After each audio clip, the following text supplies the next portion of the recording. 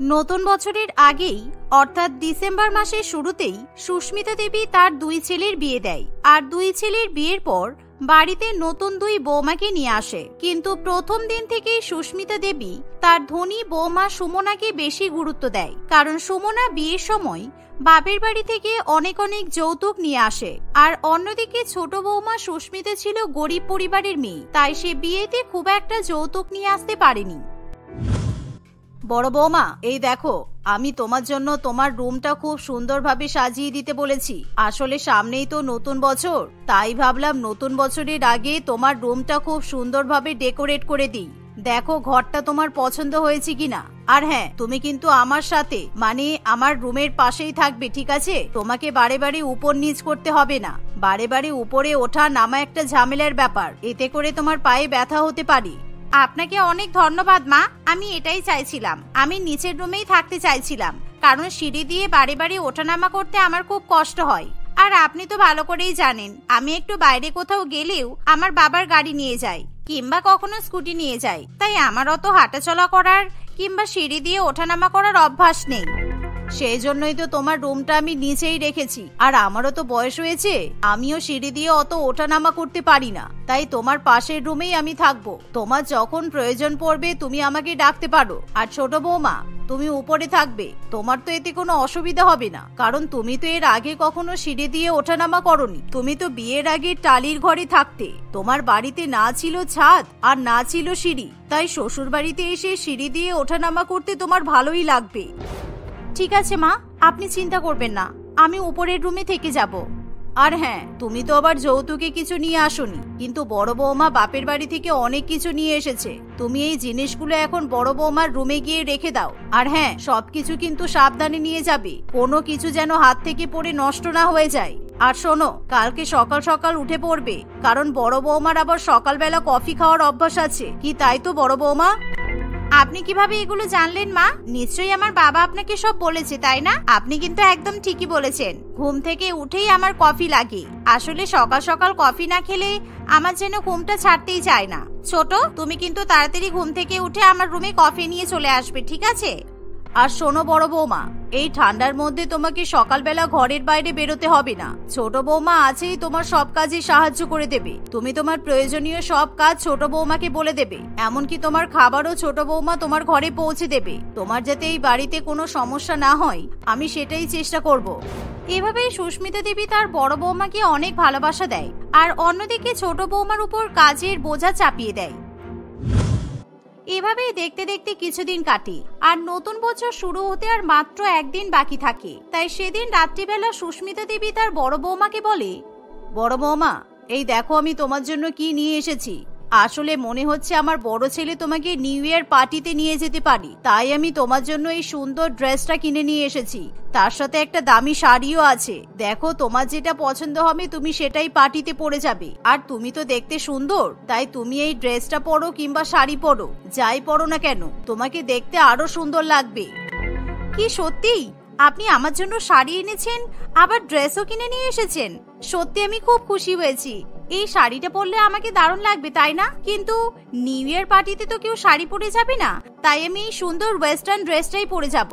আর আপনাকে অনেক ধন্যবাদ মা, আমাকে এত সুন্দর নিউ ইয়ারের গিফট দেওয়ার জন্য। আরে আমি তোমাকে দেব না তো কাকে দেব শুনি? আর তাছাড়া আমার তো তোমাকে অনেক কিছুই দেওয়ার ইচ্ছা আছে। যাই হোক, এখন তুমি এটা রেখে দাও, কেমন? আমি চললাম। এই বলে সুস্মিতা দেবী ঘরে চলে যায়। আর সুমনা তার শাশুড়ি মায়ের কাছ থেকে সুন্দর সুন্দর শাড়ি এবং জামা কাপড় পেয়ে প্রচন্ড পরিমাণে খুশি হয়। এভাবে নতুন বছর শুরুর আগের দিন থেকেই শাশুড়ি মা বড় বৌমাকে নতুন নতুন উপহার দিতে শুরু করে। আর অন্যদিকে গরিব বৌমা জয়িতা মন খারাপ করে বাড়ির সমস্ত কাজকর্ম করতে থাকে, কারণ তার শাশুড়ি মা তাকে কোনো রকম উপহার নিয়ে এসে দেয় না। তাই জয়িতা তার শাশুড়ি মায়ের কাছে গিয়ে বলে, মা, বলছিলাম যে নতুন বছরে আমি আপনার ছোট ছেলের সঙ্গে কোথাও ঘুরতে যেতে চাই। আপনি তো আপনার বড় বৌমাকে খুব সুন্দর সুন্দর শাড়ি জামা কাপড় উপহার দিলেন, আপনি আমাকেও একটা শাড়ি কিনে দিন না, যেটা পরে আমি আপনার ছেলের সঙ্গে ঘুরতে যেতে পারবো। তোমার মাথা খারাপ হয়েছে নাকি? তুমি ভাবলে কিভাবে আমি তোমাকে শাড়ি কিনে দেব? কোনোভাবেই নয়। আমি আমার বড় বৌমার জন্য শপিং করে নিয়ে আসতে পারি, কারণ আমার বড় বৌমা বড়লোক বাড়ির মেয়ে, আর ও তো সবসময় আমাকে অনেক কিছু উপহার দেয়। তুমি দেখলে না, এই বাড়িতে আসতে না আসতেই বড় বৌমা বাপের বাড়ি থেকে কত দামি দামি উপহার নিয়ে এসেছে, আর তুমি তো বাপের বাড়ি থেকে ফাঁকা হাতে এসেছো, তারপরও তুমি আবার শাশুড়ি মায়ের কাছ থেকে গিফটের আশা করছো। আপনি আমার সঙ্গে এরকম ব্যবহার কি করে করতে পারেন মা? আপনার ছেলে যদি আপনার কথাগুলো শোনে তাহলে একবার ভাবুন তো কতটা খারাপ ভাববে। আর হ্যাঁ, আমার বাবা মা গরিব, তাই আমাকে যৌতুকে কিছু দিতে পারেনি, কিন্তু আপনার ছেলে তো আপনাকে কখনোই কিছুর জন্য বারণ করেনি, আপনাকে সবকিছুই দিয়েছে। এমনকি আপনার বড় ছেলের থেকেও আপনার ছোট ছেলে আপনাকে বেশি ভালোবাসে। ও সবসময় আপনার প্রয়োজনীয় জিনিসপত্র আপনাকে নিয়ে এসে দেয়, আর তারপরও আপনি আপনার ছোট ছেলেকে এত অপমান করতে পারেন? ওর প্রতি এত ঘৃণা আপনার? উফ, আমি আমার ছোট ছেলেকে কেন অপমান করতে যাব? আমি আমার ছেলেকে খুব ভালোবাসি, তবে তোমাকে আমি ভালোবাসি না, কারণ আমার বড় বৌমা আমাকে সবসময় দামি দামি উপহার দেয়, তাই এই নতুন বছরে বড় বৌমাকে কিছু উপহার দেওয়া আমার কর্তব্য ছিল। আচ্ছা ছাড়ো, তোমার কথা শোনার মতো আমার কাছে এখন সময় নেই, যাও এখান থেকে। এভাবে সুস্মিতা দেবী তার ঘর থেকে ছোট বৌমাকে তাড়িয়ে দেয়, যার ফলে জয়িতার প্রচন্ড পরিমাণে খারাপ লাগে, কিন্তু সে তবুও কিছু বলতে পারে না। এভাবেই দেখতে দেখতে সেই দিনটা কাটে। আর পরের দিন নতুন বছরে সুস্মিতা দেবীর ছোট বোন পল্লবী দেবী তাদের বাড়িতে আসে, আর পল্লবী দেবী দুই বৌমার জন্য উপহার নিয়ে আসে। কি ব্যাপার, কোথায় গেলে বড় বৌমা, ছোট বৌমা? নতুন বছরে তোমাদের বাড়িতে আসলাম তোমাদের সঙ্গে দেখা করার জন্য, আর তোমরা নিজেদের কাজেই ব্যস্ত। আরে না না, ছোট বৌমা কাজে ব্যস্ত আছে, রান্নাঘরে আছে, আর বড় বৌমা ওর ঘরেই আছে। ও তো কোনো কাজকর্ম করে না, কারণ ঠান্ডার মধ্যে আমি ওকে কাজকর্ম করতে বারণ করেছি, কারণ ও তো মায়ের বাড়িতেও কোনো কাজ করতো না, এমনকি খাট থেকে নিচেও নামতো না, তাই আমি বলেছি এখানে ওরকম ভাবেই থাকতে। আর দেখতেই তো পাচ্ছিস কত ঠান্ডা পড়েছে, তাই না? আচ্ছা আচ্ছা, বুঝতে পেরেছি। ঠিক আছে দিদি, তুই তোর দুই বৌমাকে একবার ডাক, আমি ওদের সঙ্গে একটু কথা বলবো। আর আমি কিন্তু ওদের দুজনের জন্যই নতুন বছরের উপহার এনেছি। বিয়েতে আমি সেরকম ভালো কোনো উপহার দিতে পারিনি, তাই ভাবলাম নতুন বছরে নতুন দুই বৌমাকে উপহার দেব। আচ্ছা শোন, তুই আমার ছোট বৌমার জন্য বেশি দামি উপহার কিনিসনি তো? ওই গরিব মেয়েটাকে একদম কোনো দামি জিনিস দেওয়ার দরকার নেই। তুই এক কাজ কর, তুই বরং দুটো উপহারই আমার বড় বৌমাকে দিয়ে দে, ছোট বৌমাকে কিছু দিতে হবে না। গরিব পরিবারের মেয়ে, ওকে উপহার দেওয়ার কোনো দরকার নেই। আর তাছাড়া ও বাপের বাড়ি থেকে যৌতুকে কিছু নিয়েই আসেনি। সুস্মিতা দেবীর কথা শেষ হতে না হতেই সেখানে তার দুই বৌমা চলে আসে। বড় বৌমা, এই দেখো আমি তোমার জন্য কি নিয়ে এসেছি। ভাবলাম তুমি নতুন বছরে কোথাও ঘুরতে যেতে পারো, তাই তোমার জন্য নতুন নতুন শাল, সোয়েটার, টুপি এনেছি। আর হ্যাঁ, এই নাও, তোমার জন্য একটা নতুন বিদেশ থেকে ইম্পোর্টেড কম্বলও আছে। অনেক দাম দিয়ে কিনেছি আমি এই কম্বলটা, কারণ তুমি তো বড়লোক বাড়ির মেয়ে, তাই তোমার একটু দামি কম্বলেরই দরকার। কম দামি জিনিস তুমি তো আবার ব্যবহার করতে পারো না। মাসিমা, আপনাকে অনেক ধন্যবাদ আমার জন্য এত দামি দামি উপহার নিয়ে আসার জন্য। আচ্ছা, আমি তাহলে এগুলো নিয়ে ঘরে চলে যাই। আরে বৌমা দাঁড়াও, শুধুমাত্র এগুলো নিয়ে আসিনি, আরো কিছু আছে। আমি তোমার জন্য দুটো বালা নিয়ে এসেছি। এই সোনার বালা দুটো তুমি সবসময় হাতে পরে থাকবে, কেমন? এগুলো তোমার হাতে বেশ ভালো মানাবে। মাসি, এগুলো আবার নিয়ে আসার কি দরকার ছিল? এরকম বালা তো আমার অনেক আছে। আচ্ছা ঠিক আছে, আপনি যখন এত ভালোবেসে নিয়ে এসেছেন তাহলে তো আমাকে নিতেই হবে। আর আপনাকে আবার ধন্যবাদ জানাই আমাকে নতুন বছরে এত সুন্দর সুন্দর উপহার দেওয়ার জন্য। এই বলে সুমনা সেই দামি দামি উপহারগুলো নিয়ে ঘরে চলে যায়, আর ছোট বৌমা সেখানে তখনও পর্যন্ত দাঁড়িয়ে থাকে। এমন সময় পল্লবী দেবী তাকে বলে, আরে ছোট বৌমা, তুমি এখানেই দাঁড়িয়ে আছো? আরে আমি তো ভুলেই গেছি, আমি তোমার জন্য কিছু উপহার এনেছি। এই দেখো, একটা সুন্দর বাড়ি পরিষ্কার করার ঝাড়ু। এটা দিয়ে তুমি খুব সুন্দরভাবে তাড়াতাড়ি করে ঘর ঝাড়ু দিতে পারবে। আসলে তোমার তো এরকম জিনিসেরই দরকার, তাই না? কারণ তুমি তো বেশি বাড়ির কাজকর্ম করো, তাই আমি তোমার জন্য এসব ধরনেরই উপহার এনেছি। আর এই দেখো, তোমার জন্য ঘর মোছার সুন্দর একটা ওয়াইপারও কিনে এনেছি। এই ওয়াইপারের সাহায্যে তুমি খুব তাড়াতাড়ি ঘর মুছে ফেলতে পারবে। কি দিদি, এবার বলো, আমি ঠিক করেছি তো? হ্যাঁ হ্যাঁ, তুই একদম ঠিক করেছিস। আসলে আমার ছোট বৌমা তো সারাদিন এসবই কাজকর্ম করে। তুই আমার ছোট বৌমাকে একদম উপযুক্ত উপহার দিয়েছিস। কি হলো ছোট বৌমা, আমার বোনের দেওয়া উপহারগুলো তোমার পছন্দ হয়েছে তো? এবার কিন্তু প্রত্যেকদিন তোমাকে সারা বাড়ি ঝাড়ু দিতে হবে, মুছতে হবে, কারণ তোমার কাজগুলো অনেক সহজ হয়ে গেল।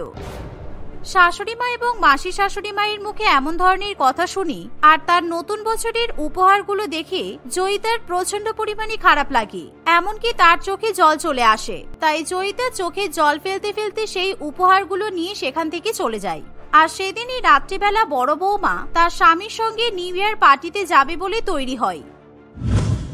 মা, আমি একটু বেরোলাম, আসলে আপনার বড় ছেলে আমাকে নিউ ইয়ার পার্টিতে নিয়ে যাচ্ছে। এই দেখুন, আমি কিন্তু আপনার দেওয়া দামি ওয়েস্টার্ন ড্রেসটা পরেছি। আমাকে কেমন লাগছে? একদম মডার্ন মনে হচ্ছে, তাই না? হ্যাঁ বৌমা, তোমাকে খুব সুন্দর দেখাচ্ছে, কিন্তু বৌমা তোমার গলায় কোনো হার, হাতের চুড়ি এসব নেই কেন? তোমাকে তো আমি সোনার চুড়ি দিয়েছিলাম, আর আমার বোনও তো দিয়েছে। আসলে আমি তাড়াহুড়ো করে ওগুলো পড়তে ভুলে গেছি। না না, ওসব বললে তো চলবে না। দাঁড়াও, আমি আমার ঘর থেকে আমার গহনাগুলো নিয়ে এসে তোমাকে দিচ্ছি। আমার নেকলেস, কানের দুল তুমি পরো আজকে, দেখবে পার্টিতে সবাই তোমার দিকেই তাকিয়ে থাকবে। এই বলে সুস্মিতা দেবী তার নিজের গহনা বড় বৌমাকে নিয়ে এসে দেয়, আর যার ফলে সুমনা সেই গহনাগুলো পরে নিউ ইয়ার পার্টিতে চলে যায়। আর অন্যদিকে জয়িতা মন খারাপ করে বাড়িতে বসে থাকে, কারণ নতুন বছর সে কোনো রকম ভাবে পালন করতে পারেনি। আজকে বাড়িতে নতুন বছর শুধুমাত্র বড় ছেলে এবং বৌমাই পালন করছে, আর তার নতুন বছর পালন করার কোনো অধিকার নেই। এভাবেই দেখতে দেখতে সময় কাটে, আর প্রতিনিয়ত সেই বাড়িতে জয়িতার সঙ্গে অন্যায় অত্যাচার হতে থাকে, যার ফলে জয়িতা একদিন সহ্য করতে না পেরে তার স্বামীকে সব কথা জানিয়ে দেয়। আর যার ফলে জয়িতার স্বামী তাকে নিয়ে সেই বাড়ি থেকে চলে যাওয়ার সিদ্ধান্ত নেয়। কিন্তু সুস্মিতা দেবী তার ছেলে এবং বৌমাকে আটকায় না, যার ফলে জয়িতা তার স্বামী জয়দেবকে নিয়ে অন্য জায়গায় গিয়ে থাকতে শুরু করে। কিন্তু ছোট ছেলে এবং ছোট বৌমা চলে যাওয়ার পর বাড়ির সমস্ত কাজকর্ম করার দায়িত্ব এসে পড়ে শাশুড়ি মায়ের উপর। এমনকি কিছুদিনের মধ্যেই সুমনা তার শাশুড়ি মাকে বাড়ির চাকরে পরিণত করে, আর যার ফলে সুস্মিতা দেবী নিজের ভুল বুঝতে পারে। তাই কয়েকদিনের মধ্যেই সে তার ছোট ছেলে এবং ছোট বৌমার কাছে গিয়ে হাত জোড় করে ক্ষমা চায়। এমনকি সুস্মিতা দেবী সসম্মানে তাদেরকে বাড়িতে ফিরিয়ে নিয়ে আসে, যার ফলে জয়িতা আবার হাসি খুশি সংসার করতে শুরু করে।